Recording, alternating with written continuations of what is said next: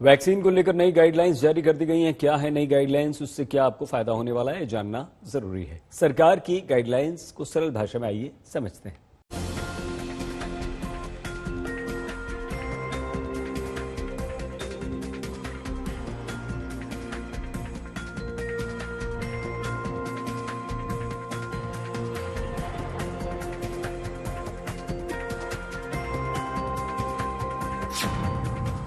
Covid के टीकाकरण से जुड़ी बड़ी खबर।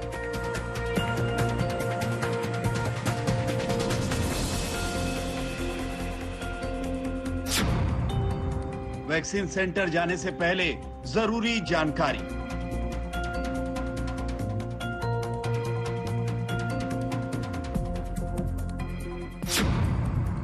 अगर कोविड हुआ तो कब लगेगा टीका?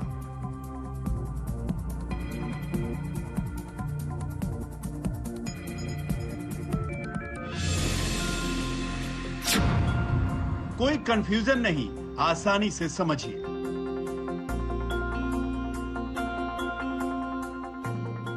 कोरोना टीकाकरण से जुड़ा बड़ा फैसला केंद्रीय स्वास्थ्य मंत्रालय ने लिया है। National expert group on vaccine administration for Covid ने केंद्र सरकार को सुझाव दिए थे, जिसे मान लिया गया है। ये सुझाव क्या है और क्या वैक्सीनेशन में कोई बदलाव आएगा, आपको बहुत आसान भाषा में समझाते हैं।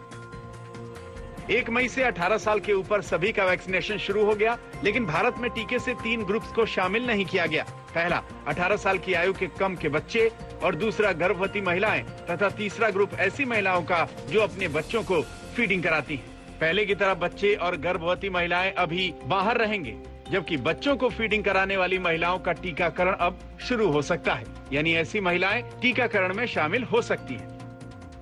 आपको यहाँ ये समझना है, जो बदलाव किया गया है वो कोविड से रिकवर हुए मरीजों और गंभीर मरीजों के लिए है।